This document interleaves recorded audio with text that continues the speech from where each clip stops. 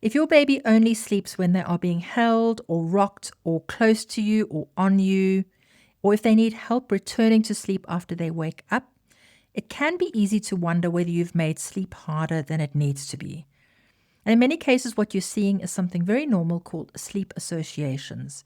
In this episode, I'm going to talk about what they are, why they happen, and how to use them in a way that supports both you and your baby. A sleep association is anything your baby begins to connect with the experience of falling asleep. So that might be the warmth of your chest, the rhythm of being rocked, the feeling of feeding, familiar sounds, the sound of your voice, or being carried. When these things happen regularly before sleep, they become recognized as cues that rest is close. Now, we all have sleep associations. You have sleep associations. You probably find that you prefer your room to be a certain temperature, or you like to sleep on the same side of the bed, or you want to have a shower or a cup of tea before you go to bed, or you can only sleep if your environment is very quiet, or perhaps you prefer to have the television on in the background. These are all sleep associations or things that we associate with being able to have a good night's sleep. Your baby's version of this is just a little bit more dependent on you.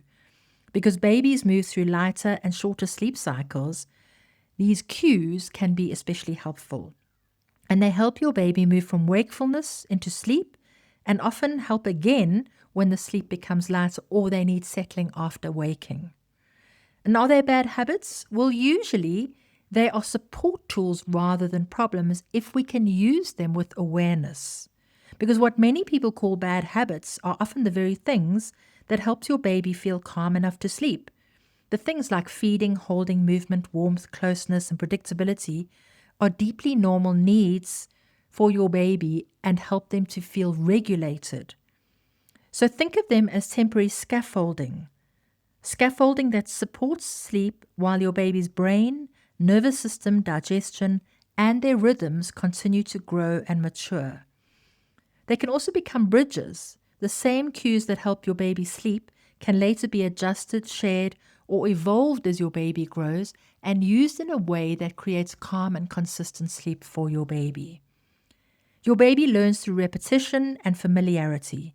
So when something regularly happens before they fall asleep, and usually in the first weeks it's feeding, then the brain begins to pair those cues with the feeling of sleep. And over time, their body starts responding to those cues earlier. So if they hear that familiar sound or feel that hold, when they notice that routine, it makes them think or realize that sleep is near. And that's why consistency often feels soothing. And babies thrive on consistency. They thrive on familiar patterns that reduces the effort required from them and help that transition into rest feel smooth. Now, the last 5 to 10 minutes before they sleep matter because this is often where these associations become the strongest. It's the moment your baby is moving from alertness into rest, from being awake into drowsy. And during that transition, the brain and the body are taking in what's happening around them, the sensations, the sounds, the movements, the atmosphere. All of those moments become part of the pathway into sleep. So if those final moments feel calm and steady, your baby will usually settle more easily. Sleep cues usually come from two places, inside your baby and around your baby. So the ones that come from inside we talk about as internal sleep cues, the sensations and biological rhythms within their body that support sleep. So these include the feeling of a full tummy, just like us, the comfort of sucking, the warmth and comfort of being held, the sleep pressure that builds within their body after being awake for a certain period of time, the feeling of their heavy eyelids, the relaxed body, steady breathing, and the natural rhythm of the day. And these cues are especially powerful in the early months because they're instinctive. Your baby naturally becomes sleepy while feeding because sucking and fullness can be and is calming and regulating. They relax when being held close because their breathing, warmth, and nervous system regulation support rest. So these internal cues are valuable because they're natural and immediate. They come with your baby wherever you go. External sleep cues are the signals in their environment, the signals around them that signal sleep is coming.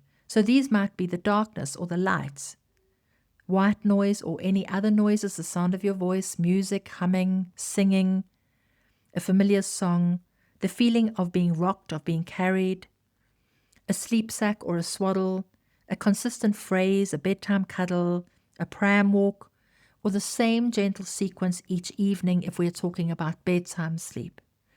But with repetition, these cues become recognizable patterns, and your baby begins to understand, this is what happens before I sleep. So external cues can be especially helpful because they're transferable. We can recreate them. And you want to think about them as being transferable so that sleep doesn't become dependent on one specific place in a specific way. You want to know that another care provider or a partner or a family member can create those same external cues, use the same phrase, create the same sounds or the same feeling of rocking, the same dim room, the same bedtime flow to bring flexibility while still keeping things familiar. So you want to find the blend of both and what honors the internal cues your baby already has, that feeding, tiredness, sucking, relaxation, closeness, while gradually adding simple external cues around them. And it's the external cues that become the scaffold around the internal ones. Because when sleep begins in a familiar way, your baby settles with more ease. Predictability can feel reassuring. Their little body starts recognizing what comes next, and those transitions feel smoother. Your baby continues to grow and change, so sleep cues may shift during teething, during travel, during developmental leaps, or when your baby is not well, or when a new routine emerges.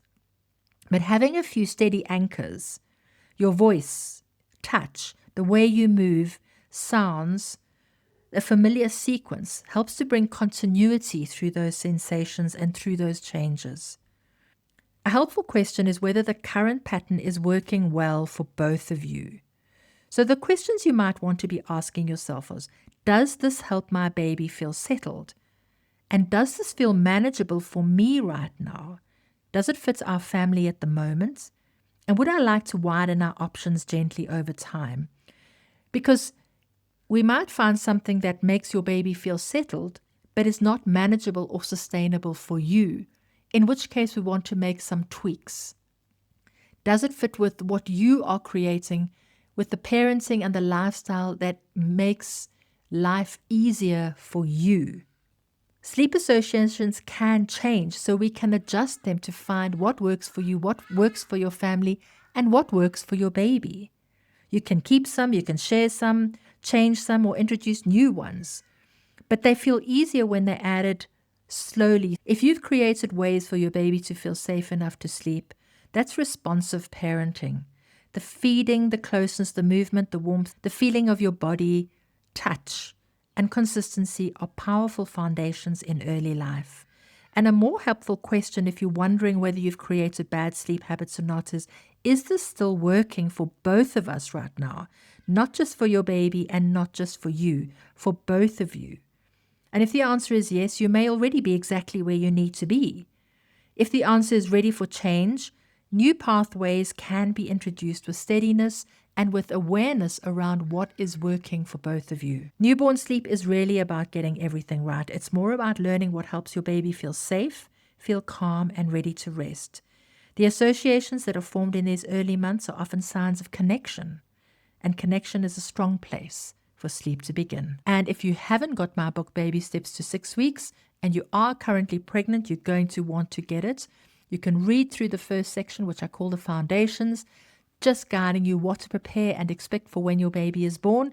But it really becomes useful, well, actually essential, when your baby is born, because what you're getting is a day-by-day guide for the first 42 days, helping you understand what's changing, what's normal, and where to place your attention today.